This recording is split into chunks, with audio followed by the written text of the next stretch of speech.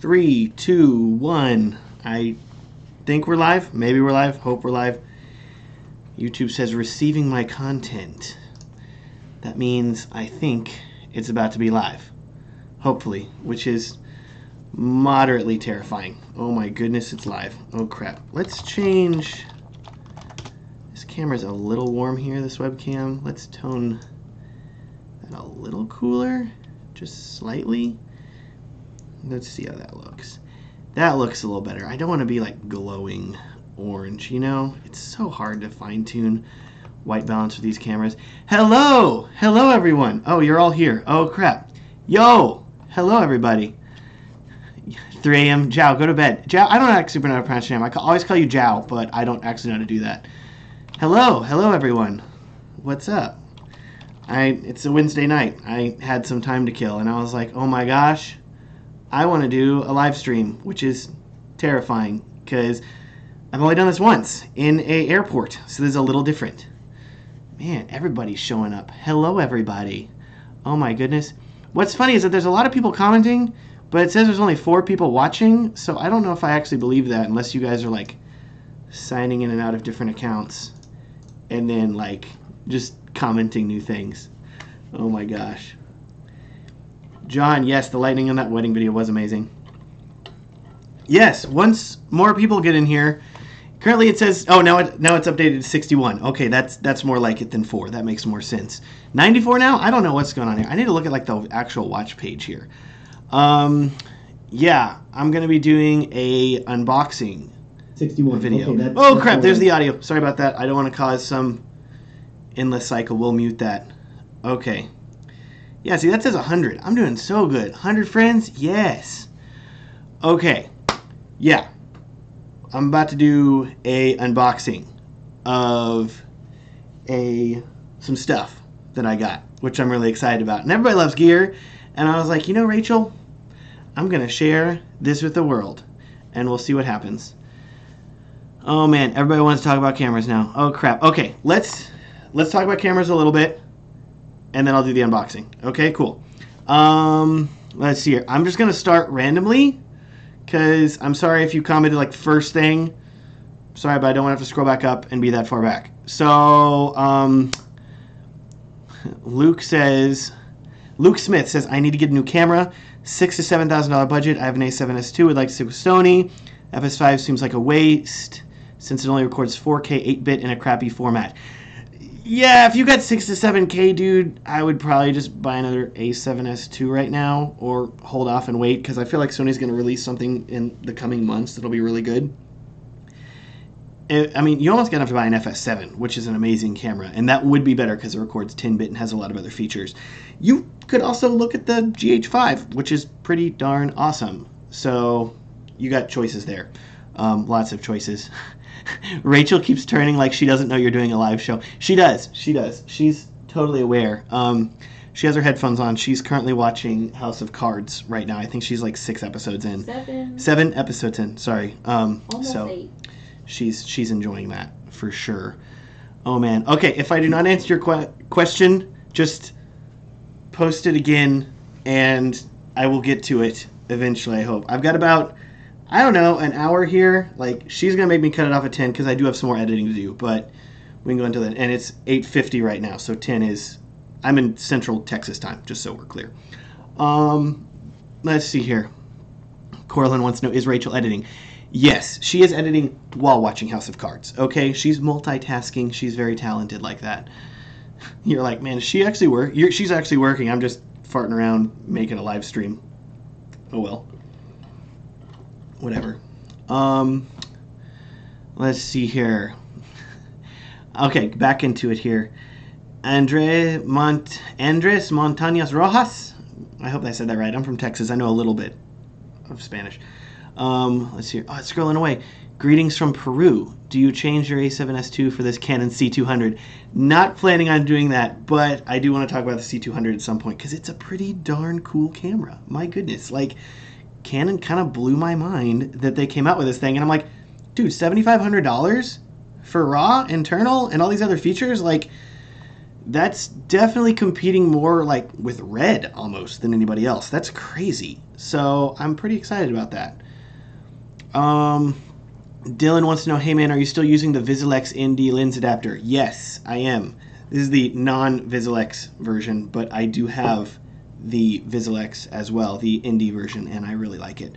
I use it every wedding. Zach wants to know, when will we see the Mavic color grade video?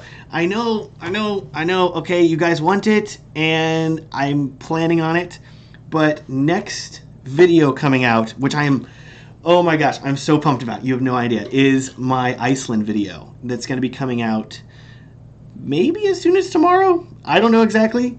Very soon, though, and I am, like, so ridiculously pumped for it. I'm in the middle of like sound design right now, and that's almost done, and then it's basically finished. And so I'm hoping I can crank the rest of it out tonight. If not, maybe Friday then. If not tomorrow. I am so pumped though. Like, it looks so good. I'm just like I'm watching it and I'm like, did I shoot this? Who shot this? This is good. Oh man, like freaks me out because I'm like, I don't feel worthy of like the stuff that I got. But that's Iceland for you. So it's crazy.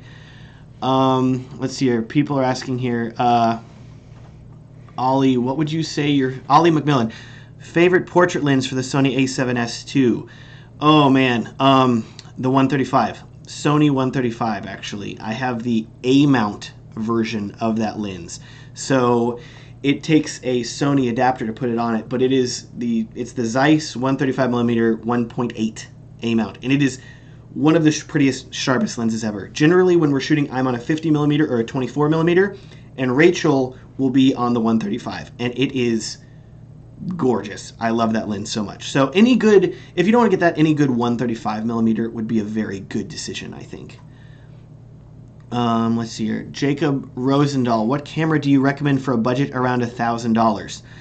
Oh man, you can get something pretty good for $1,000. I would either look at one of the cheaper Panasonics if you're starting out, because they have some really nice micro 4/3 4K shooting cameras for like $400. Like, it's like, why is it so cheap? What the heck? If you've got the money and you want to get into Sony, honestly, I would really look at the Sony a6500 if you could shell out the money for it, because you get the built-in image stabilization, you get really good low light still, you get everything in a nice crop sensor form factor, and that is an amazing camera for the price. It's like a baby A7S II. It's awesome. Let's see here. Scroll up a little bit. I feel bad. Let's see here. Sorry, people are commenting too much. My mom's calling me now. Oh no. Mom's gonna be like, Are you on YouTube?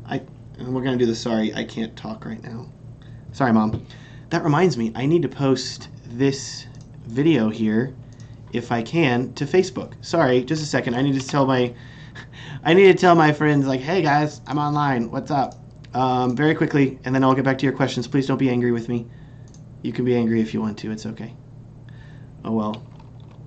Let's see here. We'll say, I'm live talking about cameras, filmmaking, and unbox.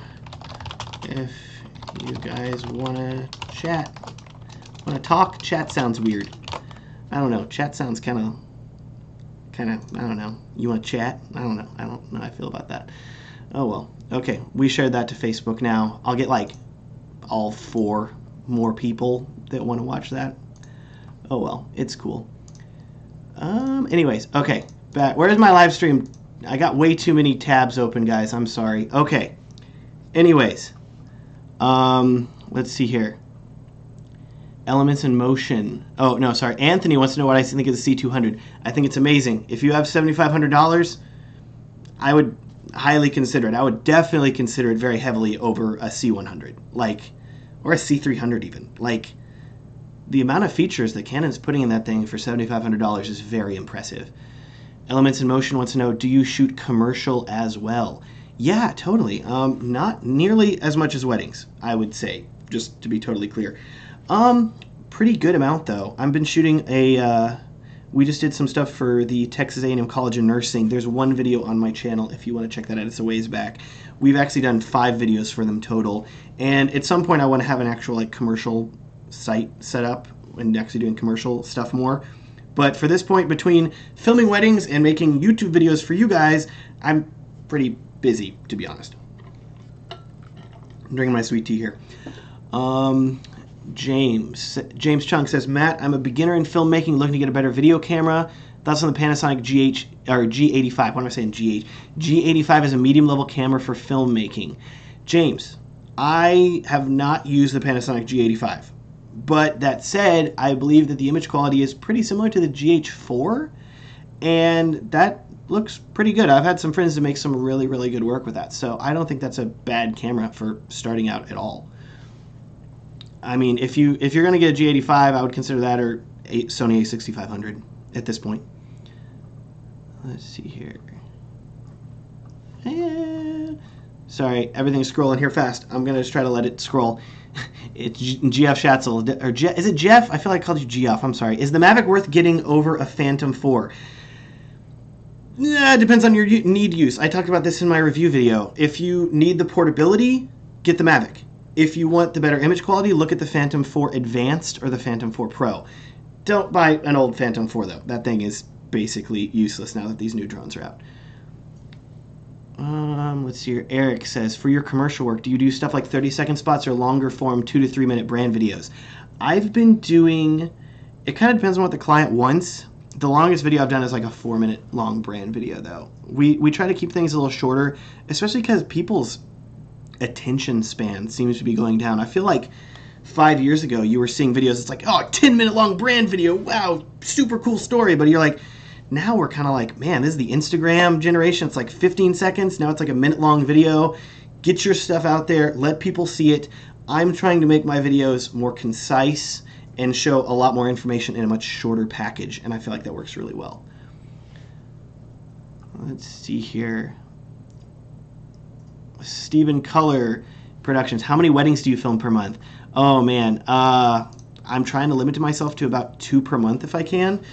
Coming off of, or Rachel says less. If I can do 1 to 2 a month, I'm very happy.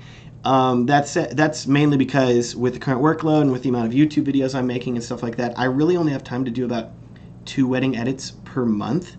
And so that is getting a little quicker, but I find that that's a pretty good sweet spot for me as far as like what we're charging to what, how much I can actually make and still make a quality product.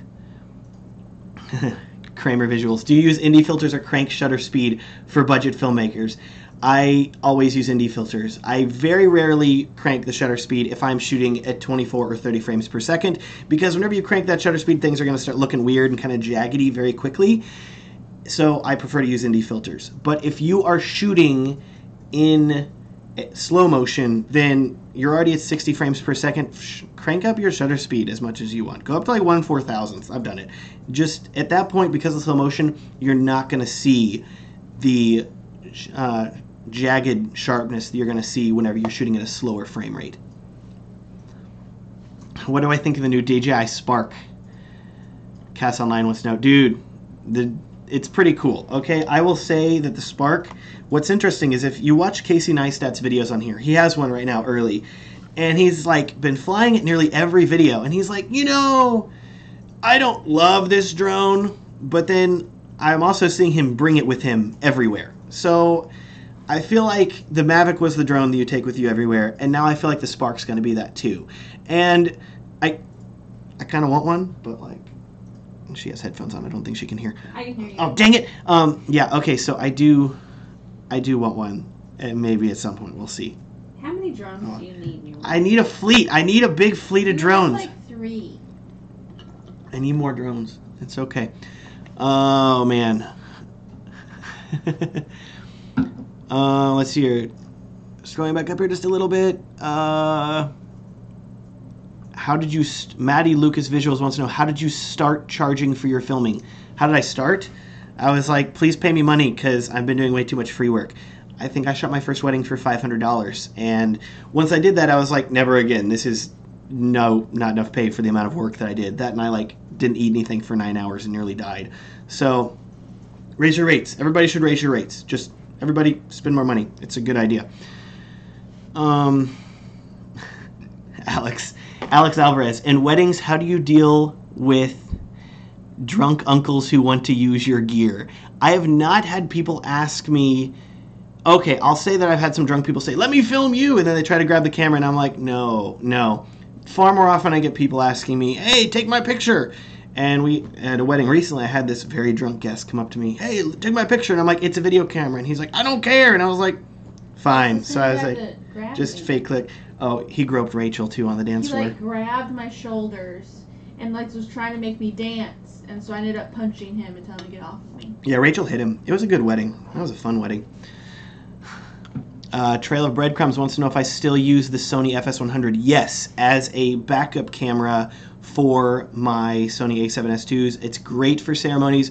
I love the built-in XLR inputs. I think it's a fantastic camera that still competes very well with the C100. I'm qualified. Any tips for small YouTubers trying to grow? Find a niche that you can talk about. For me, it's wedding filmmaking, and now it's slowly becoming like filmmaking in general. So find a niche that you care about and that you love and that other people care about and love, and then share about that.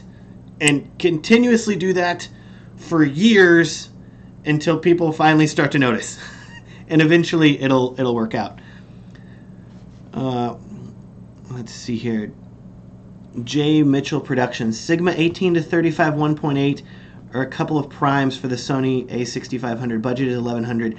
Ooh, man, I gotta say that Sigma 18 to 35 is an amazing lens. Like, I've never owned one, but I've used it and I'm like, this is so good. It's like having a bunch of primes in one.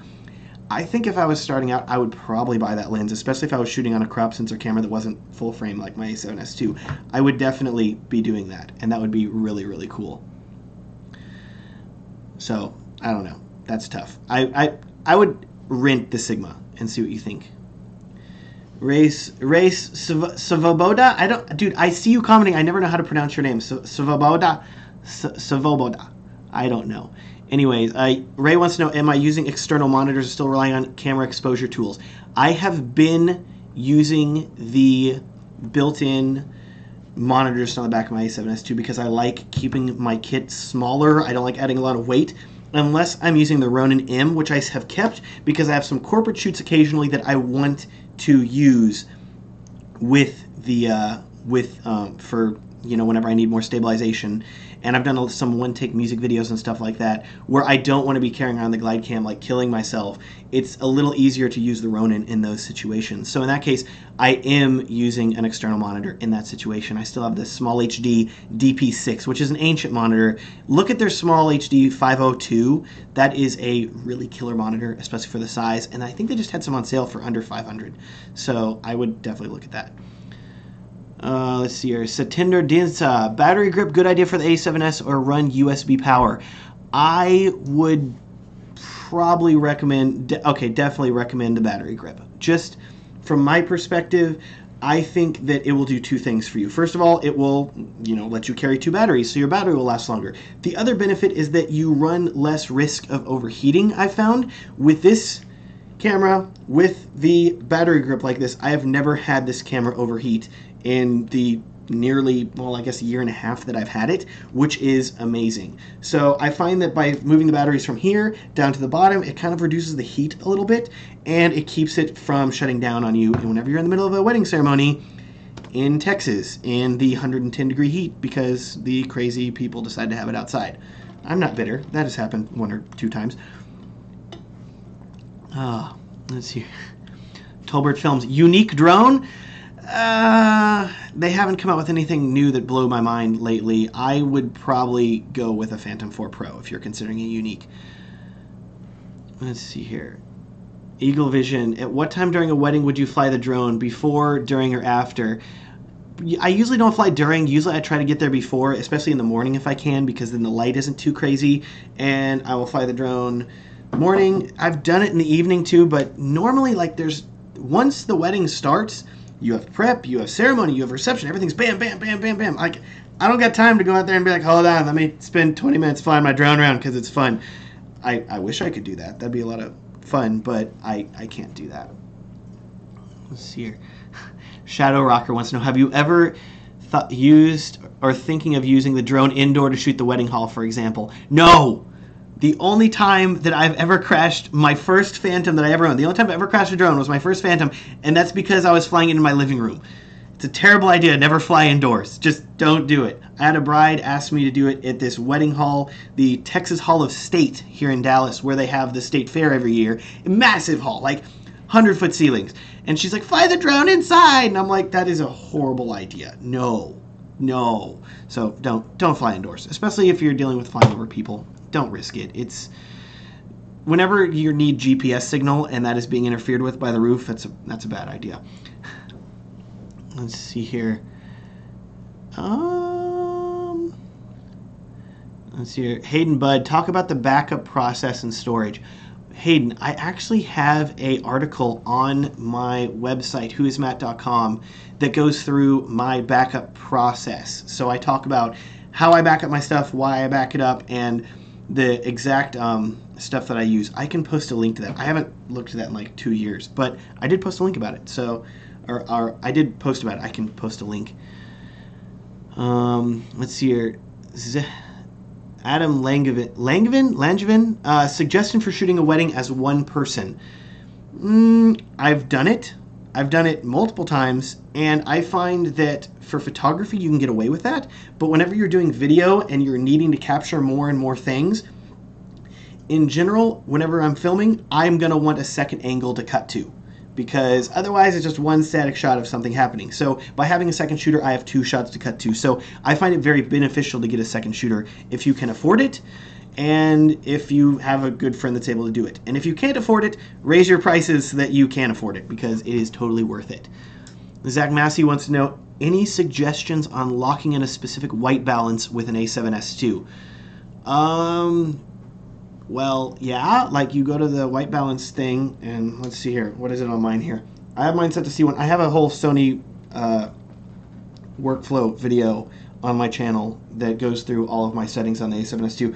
C1, and then I go to the Kelvin settings for white balance, and then I go over and then I dial in the exact color temperature that I want and do that. That's what I do. Ask more questions if you need clarification on that. Let's see here.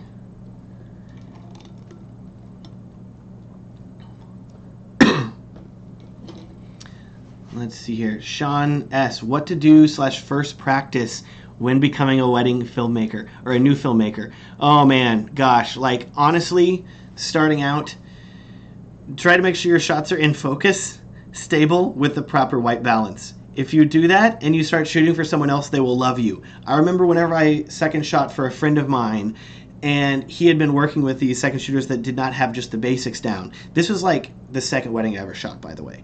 And I remember that we did a same-day edit, and he was looking at my footage on the wedding day, and he's like, this footage is great. It's in focus, and it's not shaky. And I'm like, is that really all that it takes? Yeah, okay, cool. So stuff like that is super beneficial, I will say. I think that's really, really good, and I would heavily recommend just focusing on the basics like that if you have time. Let's see here. Max Tuning, do you set custom white balance and camera for each setting, or just dial in Kelvin?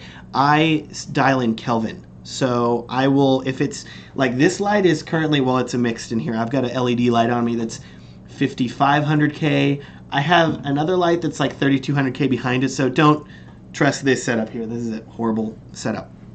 But I find that dialing in the specific white balance will save you a ton of time in post whenever you're editing. Let's see here. Interesting. Okay, so Zach, so yours says function not available in manual mode when I try to set a specific white balance. Zach, I have a video on my channel here. Can I post links in this chat? Can I do that? Let me see if I can actually do that. Just being crazy here, right? So I have a video on my channel here that goes through all of the menu settings for the Sony A7S II that I use for shooting video. So my thinking here is that, like, if you watch this video, granted it is 38 minutes long, but if you watch it, can I post this into the chat? Yeah, I can. Sweet. Oh, wait, dang it, that's my edit for it. No! What have I done? Remove. I'm sorry, guys. Clearly, I'm an expert at YouTube. Anyways, what I was saying, this is like my entire menu setup for the A7S II. So my thoughts are that if you were to watch this, like, and set up your camera like I do, then that should hopefully enable you to have the settings where you're able to change your white balance. Let's see here. By enchant, what lens am I using now? Like right now, I'm shooting on a webcam. This is like a Logitech lens. You don't want that. That said, I have some new lenses that we're going to be unboxing here in a second, which I'm very excited about. Let's see here. Shadow Rock. Oh no, sorry. Let's see here. Where is it? Larry, thank you for replying to some comments. You are great. Let's see here. Shadow Rocker. What do you use for color matching your different cameras, pre or post production? I try to match up all the cameras whenever I'm shooting. First of all, same picture profile, same white balance, which means me usually like yelling at Rachel across the room at a reception, like 3200, and she's like, okay, and like we put it in. But that helps match things really well, I find. Let's see here. What is this? What did you say? Okay, sorry. There we go. Okay. Christian, I'm watching this instead of editing wedding. Well, you know, it's a Wednesday night. That's fine. Force Run Drone. How many cams / people do you use per wedding? It's generally me and Rachel shooting, so 2 shooters, and we will both each have 1 camera. Whenever we get to the ceremony, we generally shoot the ceremony with 3 cameras. So I will have a FS100 set up on one side, I will have an A7S II set up on another side, and then I will roam with another A7S II. So that gives us 3 angles. I don't do a safety angle. I'm one of those people that doesn't, because in general, I find that I've never really needed one. Even whenever I give a full ceremony edit to the couple, I always got an angle recording of something. So worst case scenario, I cut to like a shot of like the crowd if it's just like really bad while I'm getting into another position, and things have been fine. Sharp Dunaway, do you do clinics? You make me sound like a doctor, man. Oh man. I do consulting, WhoisMatt.com/consulting if you want to check that out. It's I think $250 for an hour and a half, but it is like a ton of information that I will give you. Basically, well, it's exactly like this actually, but I will be just talking to you, so you can just ask me questions repeatedly. Devin Mollica, how do you deliver files to couples, and do you deliver first or get approval from the couple, or just post the short film online first? So, in general, I post the video online right as soon as I'm done editing it. And I realize it's kind of scary because, like, what if the couple doesn't like it? It's very rare for me to have a couple that doesn't like the video. Occasionally, I will get asked for small changes, which I will make. But I will take the benefit of uploading it, having it up, and then not having to wait, like, 3 or 4 days or, like, a week sometimes for the couple to get back to me, like, it's good. I'd rather would have it already up and people watching it at that point. And I want the simplicity of the couple being able to share it. So I upload it. I will send the couple a download link so they can download it, and then if they've ordered a flash drive or something like that, then I will mail that to them afterwards. Let's see here. Let's see here. Kramer Visuals. What other kinds of videos should I shoot other than weddings? I need some money and live in a small town. That's great. You're like, help, I'm poor, help me. Dude, I'm right there with you. Don't even sweat it. Oh gosh, starting out, it was all over the place. Like, I was like, I will film anything. Please pay me money of any sort. I would say that if you can do, I wouldn't say like whore yourself out. Am I allowed to say that? Don't be like going for everything, but in general, if you can find a project by posting online, if you can let your friends and family know that you do videos in general, like, I've always had like some random friend I feel that's like, I need a video made, and I'm like, oh great, okay, so then I charge a little bit of money, and then I'm able to do that. Then, but once you have enough, a couple of videos done, build a website, post your videos to it, start sharing that, and more people will want to book you. Let's see here. Todd Graham wants to know, do you let couples choose their own music? Where do you generally get your music? Currently using Artlist. Okay, so I license all of my music in general from MusicBed or Marmoset Music, which you can Google those if you haven't used them. I really like the quality of music that both of those offer. I love Marmoset. They're my favorite, followed by Music Bed.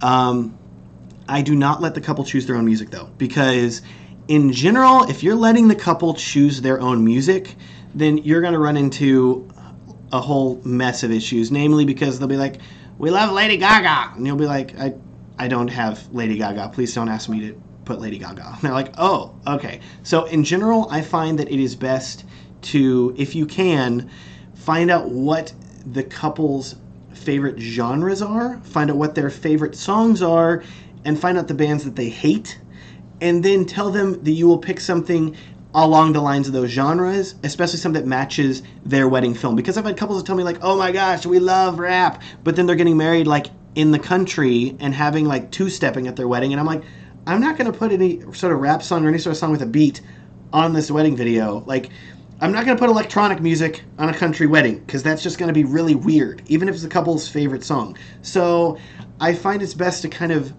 talk to the couple first, always meet with them, always talk to them, find out their interests, find out what they love, and then choose the music accordingly.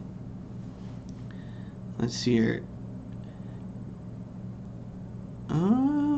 Yusuf Abdul Malik. Hey dude, love your videos, especially when you spoke about clothing, LL. Thank you.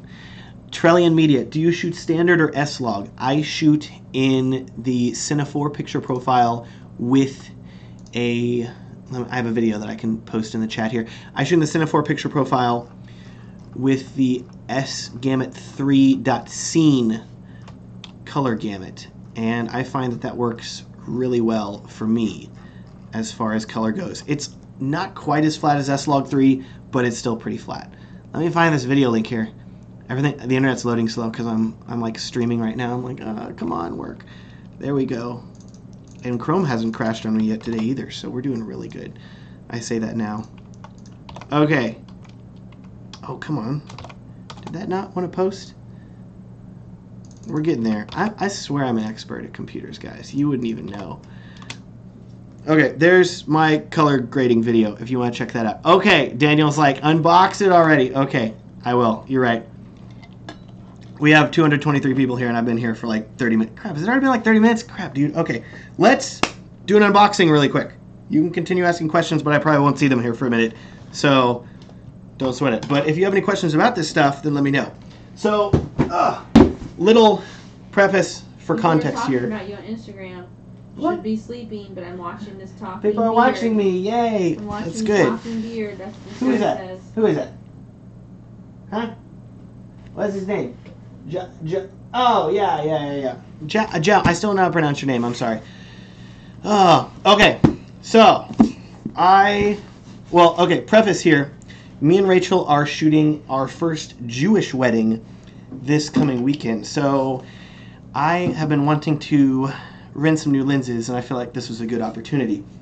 That said, I also needed to rent some lenses because my Sigma 24mm, the little lever on the Nikon mount version that controls the aperture, broke. It is now locking in position and will not actually let me change the aperture. So I was like, man, I got to rent a new lens to try out, and maybe I will replace it with that. We will see. So, for now, I got some fun lenses in here that I rented from lensrentals.com, which is like one of my favorite lens rental companies ever. Would highly recommend them if you are wanting to rent stuff. I'm not sponsored by them or anything. I'm just a big fan, and I think that they offer really good stuff for a good price too. Comparatively to others, I find that them to be some of the cheapest, but offering some of the best service. And look at how well this thing is taped. Like, this thing is all over. They're pros. Release the happy. Open here. Yes, I'm doing it. Always cut away from yourself, too. This is very important. Okay. Everybody's like, hurry up. Hurry up. Get it open before my phone dies. You need to get a charger, bro. Okay. Here we go. Oh. Here we go. Oh, let's get the styrofoam, whatever. Let's click, whatever. Okay, actually that is important. That is like the return form. I don't want to do that, or else I have to pay for it. Look at it, there's 3 lenses in here. So exciting. Rachel's like just watching in awe. This is great. She paused House of Cards to watch this moment, guys. Okay. I did, like, before the stream, I was like, what lens did I even rent again? I don't even remember. So there's 3 in here. There should be a 50 millimeter, an 85 millimeter, and a 20 millimeter. I think it's 20 or 21. I think it's 20. So I don't know what's in what here. So, we will start with this guy here. I feel like little angel music needs to be playing in the background. If you could please open up another tab on YouTube and start playing some angelic music in the background, that'd be great. What is this? Oh, it's the Sigma. Okay. This guy here is the beast that is the Sigma 20 millimeter 1.4. This is the Nikon mount as well. And look how... What is it? What? This is the Sigma, the 20 millimeter. Look how wide that is. My goodness. So this guy, I'm thinking, may replace my 24 millimeter. I wanted to test it out and see, and we'll see what happens. Man, that's pretty. Okay, hold on. We're going to take a moment here. Put the adapter on. I'm going to actually... This is fun here. You guys just get to watch me playing with stuff for a long time. I agree. I really do want this in E-mount too. I'm hoping the Sigma gets their butt in gear and starts actually making E-mount lenses. Click that in. Did you hear the click? I love that. Just a little... Oh, it's so good. Okay, let's turn this thing on. I think my white balance is way off because I was talking earlier. Oh gosh, everything's dark. Oh, wow. Dang, that's wide. That's real wide. I like that. I like that a lot. Hold on, what's my white balance in here? It's all over the place. Let's go a little lower. Oh, look at that. That's cool. That's real cool.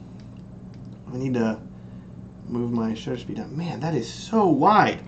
Okay, I kind of like this more than my 24 millimeter already because it's just so wide. Weight, I would say the weight of this lens is pretty comparable to my Sigma 50 millimeter or my Sigma 24 millimeter. A little heavier than the 24 millimeter, of course, but very similar to the 50 millimeter, which actually bodes well for me because then I won't even need to really adjust too much of my glide cam settings whenever I'm swapping between the 50 millimeter and the 20 millimeter. So of the lenses, this is one of them that I'm most excited about. That said, there are others. So let's see here. Any other questions? Is that a wide angle lens? Who asked that? What? Is that Sean O'Brien? Is that a wide angle lens? 20 millimeters is pretty wide, Sean. It's this is, to put in perspective, this is the widest lens that you can buy with the sorry, to clarify, the widest full frame lens that you can buy that has also has the widest aperture. So there's nobody else making a 20 millimeter 1.4. You can get a 24 millimeter 1.4, which I have, but not, this is the first 20 millimeter. So I'm very excited to see Sigma is pushing the boundaries of what it means to be wide and to be fast as a lens goes. This is very, very pretty. I'm gonna try to not drop it on the ground. Okay, we'll put that over there. Let's see here. Everybody's talking about the C200. Everybody wants to know about the C200. Listen, C200 is great. I think it's super cool. I think a lot of people are going to be buying it. But that said, I don't think as many people are going to be buying it as you guys are excited about it because $7,500 is still a whole lot of money to be spending on a camera. And honestly, whenever I was looking at the bitrate for that thing, it's like a gigabit per second if you want to shoot raw video on that thing. Like, dude, hope you got enough memory cards because I was reading like Philip Bloom's article. He has a post about it. And he was saying, yeah, it's great. You'll get, like, I think it's 15 minutes of recording on a 128 gig card if you're shooting at 4K 60. Like, crap, dude, buy a lot of memory cards. Like, okay, I would love that for a wedding. I feel like it'd be gorgeous. But, man, that would be so expensive. Pascal, Sigma made a 14 millimeter 1.8. I wish they did. That'd be cool. Wait, did they? Should I Google this? Do I need to believe you? Okay, I'm not gonna Google it. I don't know if I believe you. Other people, tell me if he's right or not.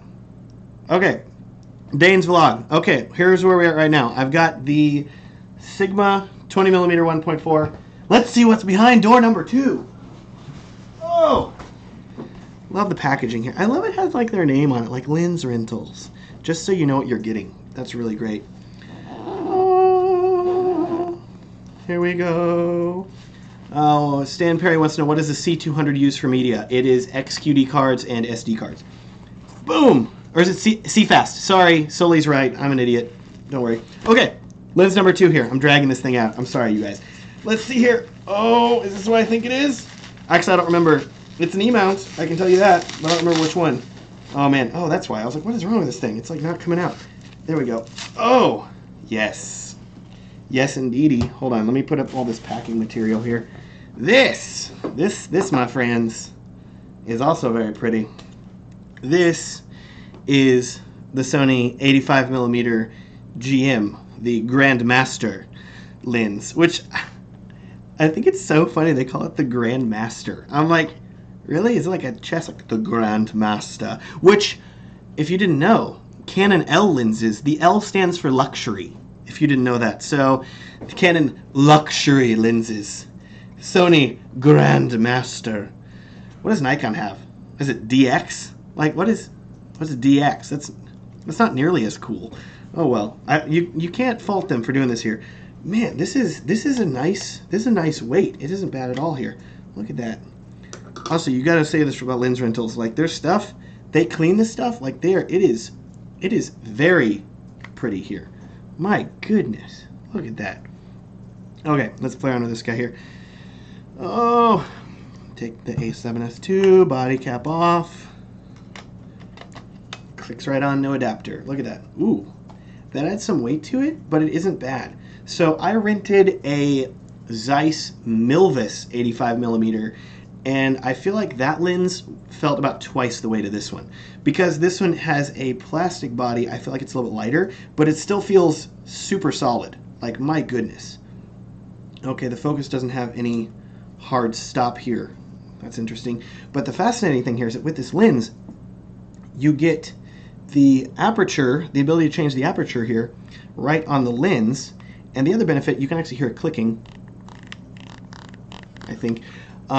It has a little switch here. You can turn it to clickless. So we'll switch that on there, and suddenly, no click. Smooth as butter aperture adjustment and autofocus. What? This is crazy. Okay, so I know that a lot of people's complaint about Sony lenses is that it's hard to, so hold on, let me, I was trying to I need to mess around with this thing here. I feel like a lot of people's complaint about Sony lenses is that it's hard to manually focus them because they're a little slow, but this is quite responsive. I think that's really good. Also, the lens is like making a sound. It's got this ultrasonic motor. It's making this high-pitched squeak. I do not like that. It's kind of unpleasant. I don't know if that's just this lens or what. Also, this lens is not focusing to infinity right now, and I don't know why.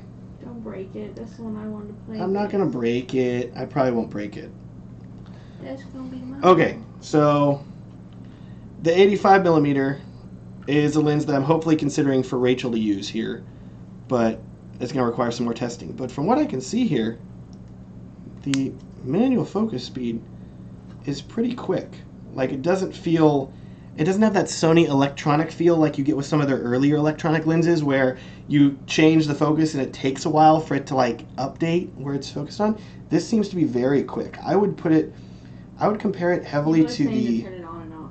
Turn it on and off? The lens or the camera? Okay. You people are geniuses. Okay. Oh, yeah, you can adjust the fly-by-wire. Okay. Yeah. Yes. So I need to play around with that. This is Matt's first time renting this. Christopher Bodwin? I never know how to pronounce your last name, bro. I love you, too. You are wonderful. We need to hang out again sometime soon. I just sent him 2 referrals. Yeah, we just sent you referrals. Now you have to hang out with us. Today. Okay, what am I doing here as far as focusers? There's my focus. Oh, yeah, now it's letting me change it. Whoa. Okay. Yeah, so what I was saying here, like, this is an electronically adjusting lens for focus, but it feels very quick. It doesn't feel like earlier Sony lenses where it's taking a while to adjust autofocus. This is like, boom, right immediately in focus. I really like that. And yes, Kev Mikwa is like, Sony FE85, $1,800 at B&H. Yeah, I know, this thing ain't cheap. That's why I'm renting it here. If I buy this thing, well, we're going to be living out of our car for a while unless you guys buy some stuff on my affiliate link, so I'm not starving here. Oh well. Is Super Chat working, by the way? I think it's turned on. I hope it is. Somebody tell me. You don't actually have to pay me money. Don't do that. Just somebody tells me if it comes up or something like that. Because okay, Rachel says it's working. Rachel's watching the stream while I'm doing this. Thank you so much. Hilarious. Yeah. I always put them at the top. Oh, good. Okay. Yeah, let me know if anybody comments important things that I need to know about. Okay. Otherwise, because I'm really playing with these lenses right now. This is great. Okay. Do you use autofocus? I like this, and whenever I reset the camera, it is not making the weird squeaking sound. So hopefully that was just a weird thing. Let's see. Tony, do you use autofocus? Sometimes, not super often. I prefer manual focus. I find that in general, I'm wearing Batman. I know. Yeah, Rachel's wearing a Batman shirt. She is, because she's Although cool. Iron Man is my favorite. Yeah, she loves Iron Man the most. Glad this thing is not making any more squeaking. I think it's very nice. I think you're going to love this lens. That said, hopefully we will not die. Stands over here. Best Buy added restocking fees. Yes, I'm open to using your affiliate link. It's true. Like, I saw that 2 days ago. I was like, oh crap. Like, that was the only thing Best Buy had going for it, was their good return policy, and now that's gone. So I'm like, well, now there's really no reason to ever buy from you unless I'm like desperately in need. Otherwise, I'll just buy from Amazon. Other lenses. You're boring. Okay, I'm sorry. Am I boring you guys? I will go on to the next lens. The next and final lens, and then everybody's like, get the you third can go to lens. bed. Come on. Okay. You guys are getting so upset with me here. People are saying that you have a fake beard. It's not a fake beard, dang it. It is funny though. Somebody commented that. It's real. On one of my last videos. They're like, your beard looks fake whenever you talk. It wasn't even on like a video of me talking. It was a wedding video. I'm like, dude, do you know? Okay. Anyways. They're saying it's a 50. Yeah. So right now, the other's a 50. Did I say it was a 50? Is that what I said? Maybe I already spilled the beans. Oh well. That's okay. So 35. Okay. Last lens here is a lens that I've been heavily wanting to check out for a while now, because I have a Sigma 50mm that I really do love. But that said, I'm always open to trying new things and seeing how they are. So I rented a Zeiss Milvus 50mm recently. He didn't say it was fake. He says he wants you to sell beards. Oh. Okay. What if, okay, unrelated here, but what if I started just like selling individual beard hairs? Like I pluck one out and like mail it to you guys. Would that be fun? Like a warning? Like it's like a lock of Justin Bieber's hair, but it's Matt Johnson's beard, which is a little different. Okay, so anyways, this is the last one. And it's like Christmas in here. This is let me take this thing off here. This is the highest end 50mm that Sony makes. And this is the FE 50mm. So the Sony FE 50mm 1.4. This is not the 55mm 1.8. It's definitely a little bigger, a little heftier, little bigger build. But it's really nice. So honestly, build quality between this lens here and the Sony GM lens is very similar. It feels about like the same as far as, it feels very similar in terms of weight and in terms of quality, which is very good, even though this one is not a GM lens. Stephen Keller, we're all such video nerds. I know, right? Thank you for hanging out while I ramble about this here. Yeah, I love, I've played with the 55mm 1.8, but that said, I already have a Sigma 50mm 1.4, so I feel like the 55 would just be kind of moving laterally. I'm hoping that this thing is actually better in terms of quality, so we will see. All things Vadia. Vadia? It should be Vidia, right? No, it's probably Vadia. Hey, thank you for the $1. You're amazing. That's going to cover 1,798th of this 85mm lens. So thank you. Only 1,797 more donations to go. Okay, so yeah, this is going to be the 50mm. We'll put this thing on here, and then I will go back to answering questions, because I feel like all you guys are like, tell me questions, dang it. Don't just do things. So this is, ooh, there we go. I mainly wanted to see how the autofocus works. Much like the 85mm, it also has a declickable aperture ring right on it, which I really like. So we'll turn off the clickiness. Ooh, that's smooth. And it's still an electronic aperture adjustment, but it's very smooth. So between that and... Come on, focus. Oh, I set to autofocus. I'm like, why isn't it focusing? Oh, right. There's Rachel. I would say autofocus speed feels very similar to the 85 millimeter.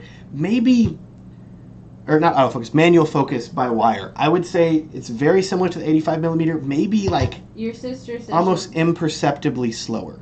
Lauren, your What? sister says she'll give you $5 if you talk about her. Lauren's gonna give me $5. Okay, my sister's in the chat now. This is weird. She'll Venmo me $5. Hey, you already Venmoed me for dinner, so thank you. You don't have to do that, Lauren. But you can if you want to support your brother's YouTube channel. Okay. I love this lens too. This is really nice. It feels like a good weight. Very, very solid. People ask why you cover your gonna be a fun Sony wedding. symbol up. Oh, everybody always asks that. Why do I cover up the Sony symbol? I find that, in general, if you'll see here, I've got gaff tape over the logos and stuff. I find that it works out well, especially whenever I'm shooting in a group environment. Like, I've been on shoots where there's like 3 or 4 A7S2s running around, and then everybody's like, where's your camera? I got my camera. And then sometimes you need to know at a glance, like, oh, that's my camera. And I can always look and be like, oh, yeah, my camera's the one with the gaff tape on it. Okay, cool. That said, there's also talk among people that say, well, you know, you can prevent theft if people can't read your logo and stuff like that. I don't know if I really believe that, but hey, whatever. I've seen other people do it, and I wanted to be cool, so I did it, and it's working out. Yeah, I see other people like, it's a cool thing to do. Yeah. All right. So those are the 3 lenses here that I've got. I've got them for this weekend. Rachel will probably be on the 85 millimeter. I will be swapping back and forth between the Sigma 20 millimeter 1.4 and the Sony 50 millimeter 1.4. These are hefty lenses. Like, I could do some. Someone had their A7S2 barbell curls. stolen. Yeah, I see that here. So sad. Who's trolling? Is somebody trolling? We have a There's troll? one person that's just talking like about Sony how it sucks. That's all they're Oh talking about. yes, I love trolls. This is great. I don't know if but it was just like Let's they see here. mentioned it like 6 times that Sony sucks. Okay, But all right. they're a Sony shooter, so I don't know what they're supposed to get out of this. Oh well, okay. Back to question and answer here. I've got like, I don't know, 20 minutes here, and then I need to finish editing this Iceland video. Okay, Anthony himself, do you mainly manual focus? Yes. It is very rare that I will do autofocus because in general I have an idea of the shot I want to get, I know it, and I trust myself to get in focus and be able to do that without having to trust the camera to do that. Everybody's talking about trolls now, dang it. Oh gosh. Oh well. What lens do you recommend starting shooting weddings with for Canon? Let's see here. Miles says, I have an A7R2 and A7S2. Can you tell me how to set both cameras for filming a wedding? Miles, I have a video on my channel, a 4-video series, all about every single setting on the A7S2, and that does apply to the A7R2 as well. So I would definitely recommend checking that out if you want to learn how to do that, because that's me talking for like an hour, and that's better than me just rambling on this live stream. Let's see here. Jean or Jean V? Jean V? I'm going to say Jean. Jean V. Dude, what lens do you recommend for starting shooting a wedding for Canon? Ooh, if you're on full frame, 50 millimeter. Probably the 1.4 at minimum. Don't do the 1.8. That thing has a really tiny, hard to focus. Unless, actually, they just came with the Mark II, didn't they? It might actually have decent focus. Good 50 millimeter. If you need a... If you're on a crop sensor, I would look for a 30 millimeter, something a little bit wider. And I find that whenever I was on my Canon 7D, I had a Sigma 30 millimeter, and I loved it. I was like, this is such a pretty lens. It's like the perfect width. It's so good. Let's see here. Better World Photography. Does autofocus work with Nikon mount on Sony? It's like for photos, some it will work. But for video, as far as continuous autofocus goes, it will not work well at all. I would not recommend doing that. If you want continuous autofocus for video, you really need to buy Sony E-mount lenses. Otherwise, you're going to have a bad time. Just what I'm saying here. Let's see here. Evan Thompson, what FPS do you shoot weddings in? Do you always shoot for slow motion capability? no, I do not always shoot for slow motion capability. If you watch my wedding filmmaking behind the scenes video, which is like the second or third most recent video on my channel, I go into detail and I actually show you the different shots I'm getting during a wedding, and I show you the frame rates that I'm shooting it whenever I'm doing it. In general, if I am recording anything that needs audio, such as letter writing, vows, ceremony, reception, toasts, I will record all of that at 24 frames per second because I want the audio and video to match up. But if I am shooting in anything that is a big emotional moment or anything like that, I will generally shoot that at 60. So the couple making out, anything like the bride, maybe that initial walk down the aisle, anytime of the couple together, some of the dancing, I will shoot that at 60 frames per second. Other times, if they're just doing prep or anything like that, and it's just not a super emotional moment, 60 would not be needed for that. Nobody needs 60 frames per second of somebody like combing their beard or something like that, which, let's be honest, okay, that would look pretty epic in slow motion, right? But that said, I find that for those situations, I'm generally shooting at 30 frames per second, and then I'm conforming it down to 24, which will give you like 20% slow motion, but it actually makes things look pretty good. Let's see here. Caston Moore, check out my Instagram. Almost at 100K. Good job, man. Killing it. And now you're on my channel, whoring yourself out to 182 viewers. Oh, well, that's a good... Let's see here. Greg and Marion Thames. My daughter likes your beard. How long are you going to grow it? Are you pretty much topped out? That all depends on how long she'll let me grow it. But she says that she wants to see my beard before she dies. So she wants to see me without a beard before she dies. So I've got like, I don't know, how old are we now? I've got like 60 more years, average median lifetime, before I really need to... Less than that? Oh gosh, less than that. I'm not going to make it to 90, she says. Oh well. I've got some time to continue growing the beard, so we'll see what happens. What type of computer do you edit on? Let's see here. We'll get to that one in just a second. Hold on. I just saw Chris Vega. How do you deal with disbalancement when focusing? How do I deal with that? I have the GlideCam HD 4000, which gives you that top plate so you can actually adjust the balance of the depending on which lens you're using, and so I know the exact position I need to be in for a 50mm or a 24mm or my different lenses, so I can adjust the balance very quickly on my GlideCam back and forth between those in approximately like 5 to 10 seconds, so I can very quickly go between lenses. Let's see here. Shane Gray, how do you focus while using the GlideCam or other stabilizers? I just do it, bro. No, a lot of that comes down to whenever I'm filming, I will shoot at a lower f-stop, or I guess higher f-stop, not like f8, f5.6, something like that. So I'm not shooting like f1.4, like super shallow, hope everything stays in focus. No, I'm generally shooting less than that, and then I can dial in my focus. And in general, if you watch a lot of my videos where I am shooting in lower focus, I am not moving closer or further away than the subject. I'm staying the same distance and usually rotating around them, or staying the same distance away so they stay in focus. That's generally how I keep things in focus with the when shooting manual focus.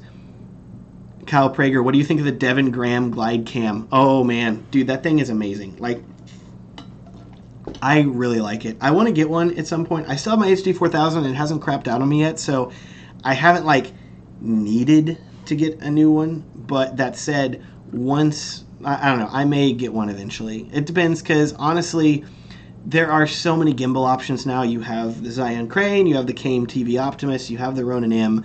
I'm telling you, I feel like DJI is going to release a single-handed gimbal pretty soon that is smaller than the Ronin M, and that will compete with the Zion Crane and other stuff like that, and that's going to be a pretty killer stabilizer. So we're not there yet, but stuff's happening and it's pretty cool.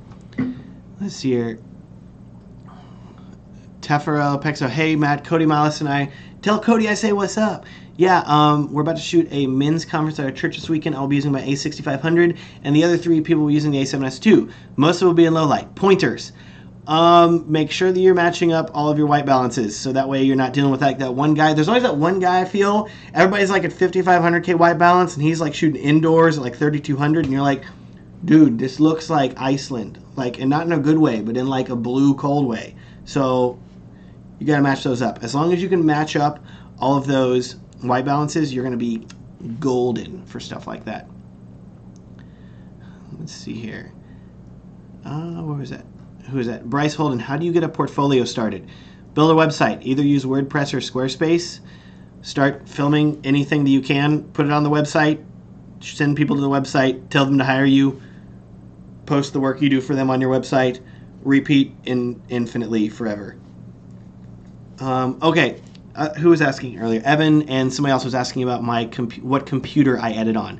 So I am, shocker here, I'm sorry, I'm not a Mac user. I'm not one of those people. So I am currently editing on a custom built computer that I honestly went a little overkill on. I'll be totally honest here, but I love it. So I am editing with a, let's see, a processor was definitely overpriced, but for editing 4K video, it's amazing. I'm editing on a 20-core Intel 6950X processor, which actually was just like rendered obsolete 2 days ago because Intel announced that they have a 36-core processor coming out. Like, what the crap? That is insane.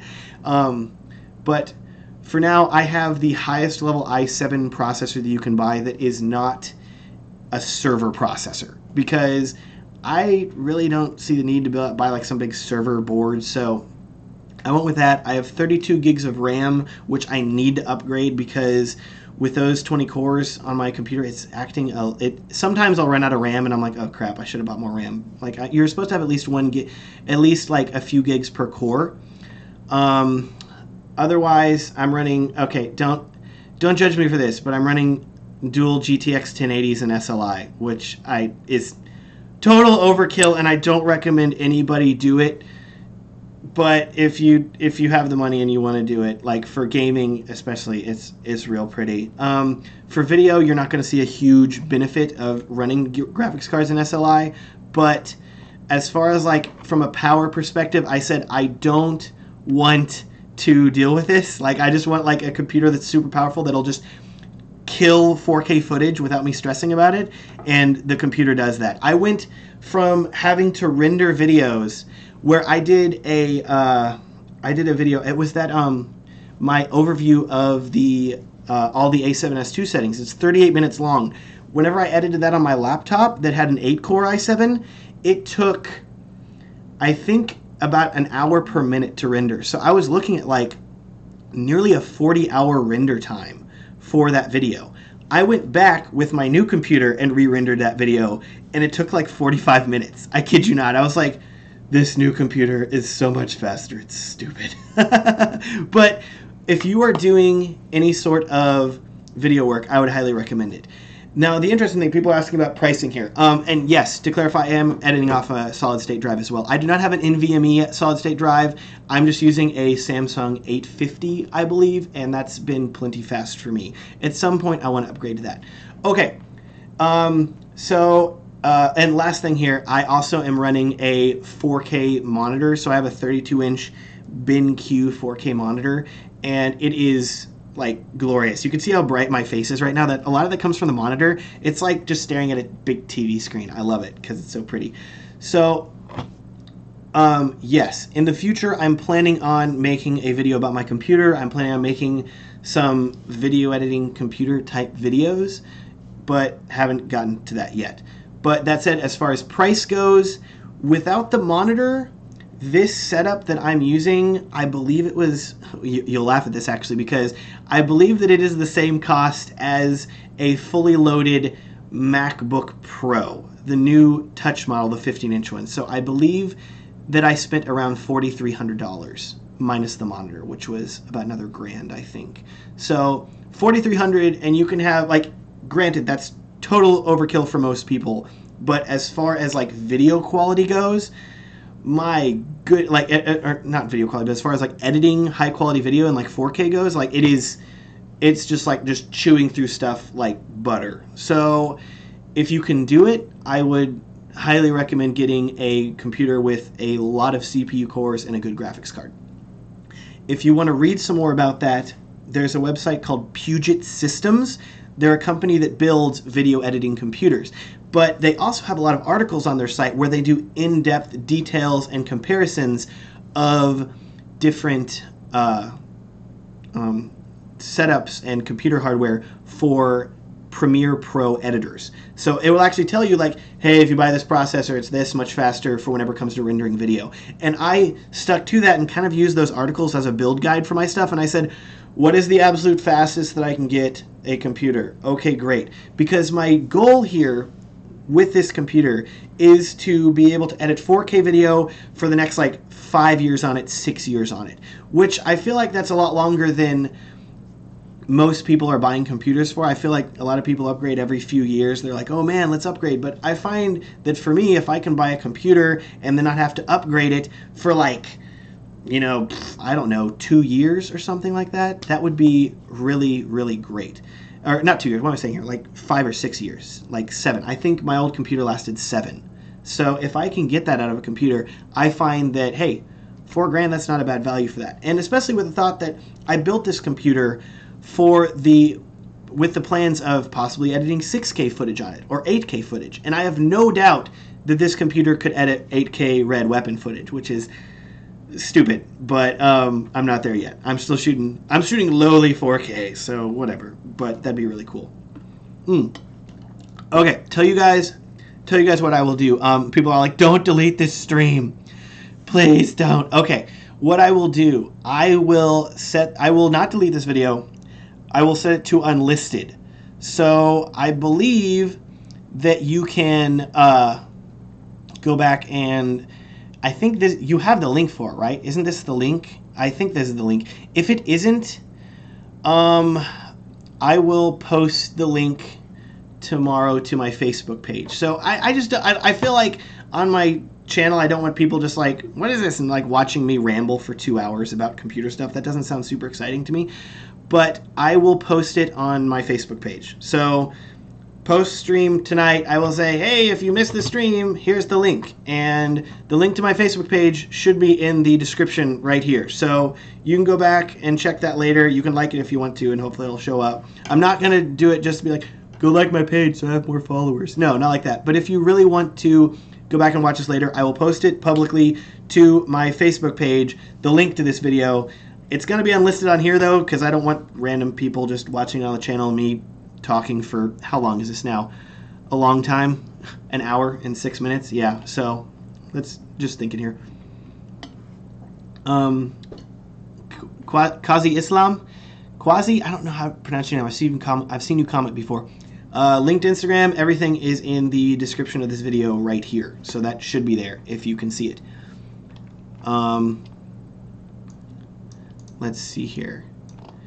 Hey, even if you don't have Facebook, Kramer Visuals, even if you don't have Facebook, you can still go to the link. Like the Facebook page is public. You can still visit in your browser, and you don't have to have like a Facebook account or anything like that to view the link. So I think that should be okay. Let's see here. Who else here? Compose Studios. What is your setup to capture the wedding ceremony continuously? Okay, so as far as capturing ceremony continuously, I am shooting on two A7S2s and a Sony FS100. The FS100 will record as long as I need it to record, so that'll just go and go and go. The Sony A7S2s have a 30-minute record time, so I always try to monitor that, and every like 25 minutes or so, if there's a lull in the ceremony, then I will stop the recording and restart it again, and that's how I record the full ceremony. This guy's asked the same question, Tim. Who has asked it? I'm sorry. I'm sorry if I missed you. Who is this? He says he has. I don't know. I'm sorry.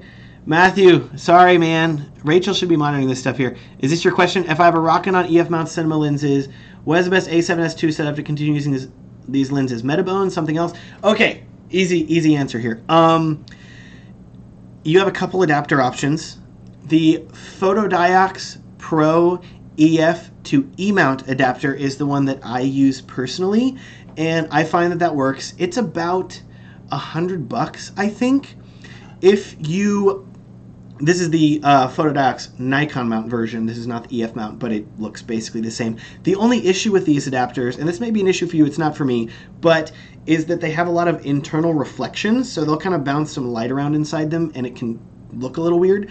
So I kind of like the lens flare that comes from that, and I think it's cool. But if you don't, and you want something that doesn't flare, then I know for a fact that the Metabones EF to E mount will not do that.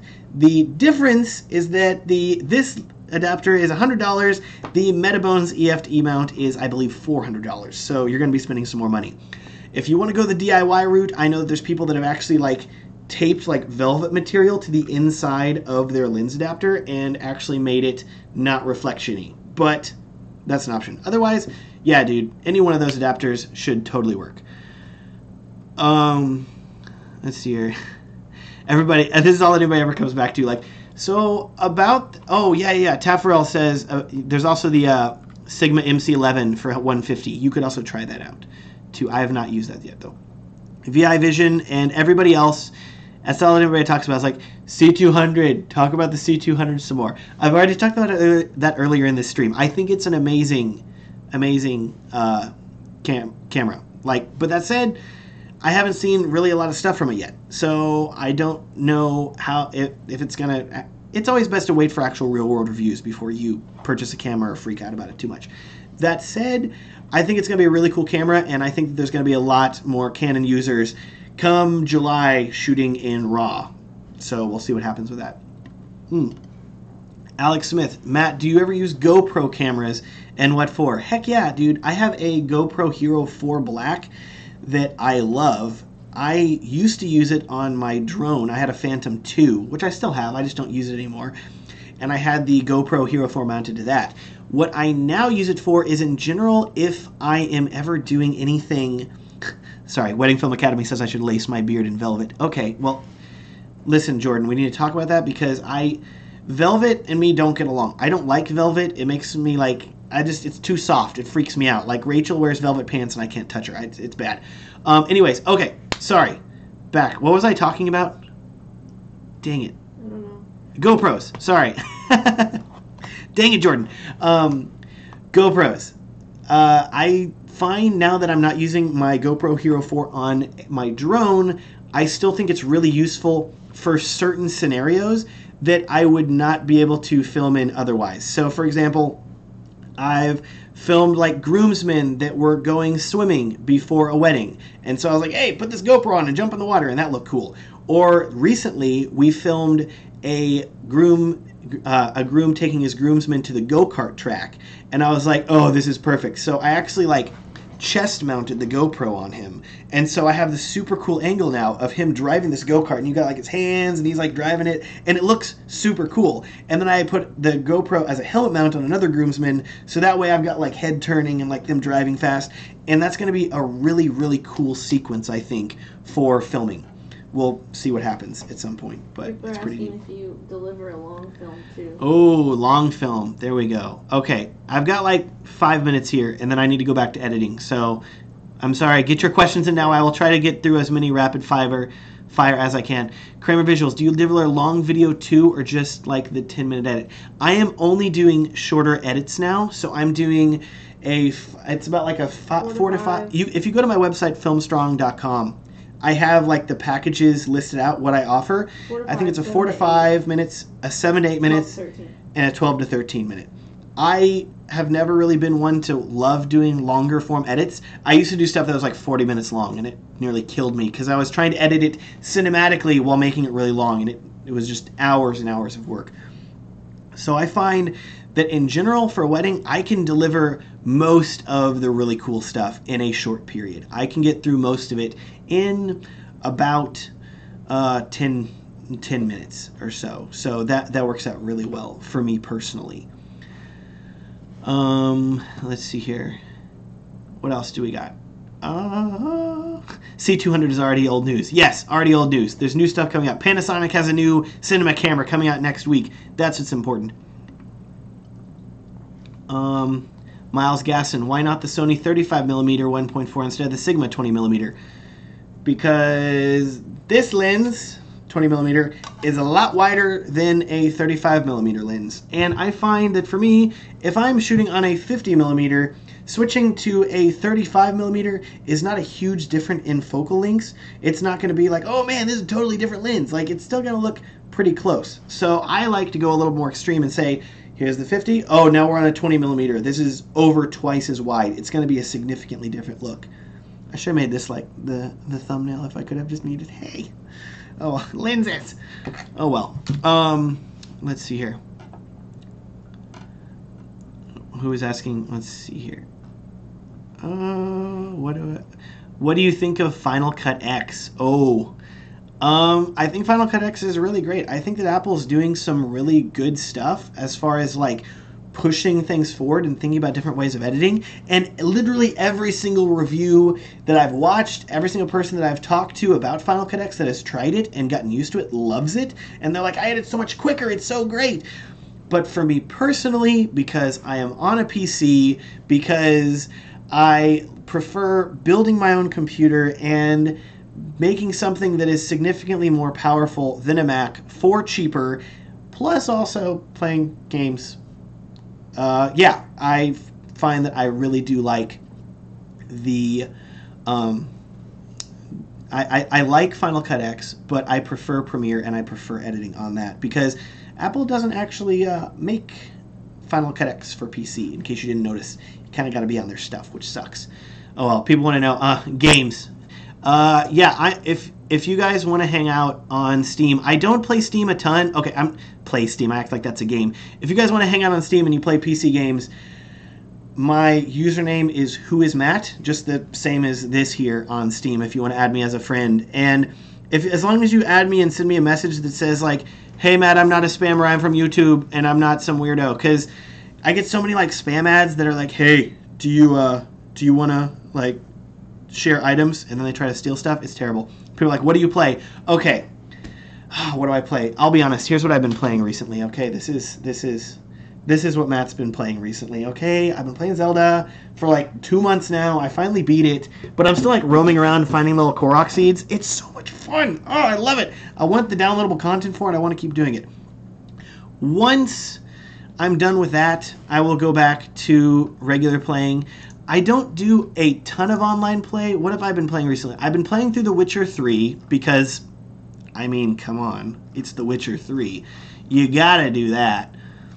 I've also been, I've been playing, oh, that's what I was playing before. I was playing a lot of Battlefield 1, which I realized, oh, and Fallout 4, because they released, pretty soon after I, like, built this computer, they came out with the Fallout 4 4K downloadable option, which updates all the graphics and stuff. And I know that you could do that with like mods, but I hadn't dug too deep into mods at that point.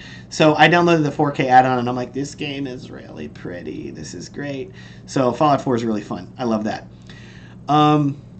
Otherwise, Battlefield 1, I need to get back into that. I will definitely play with you guys sometime if you want to play Battlefield 1 but that's on Origin, isn't it? What is my username on Origin? Hold on. Let me open that up and I will tell you because that's been a little bit.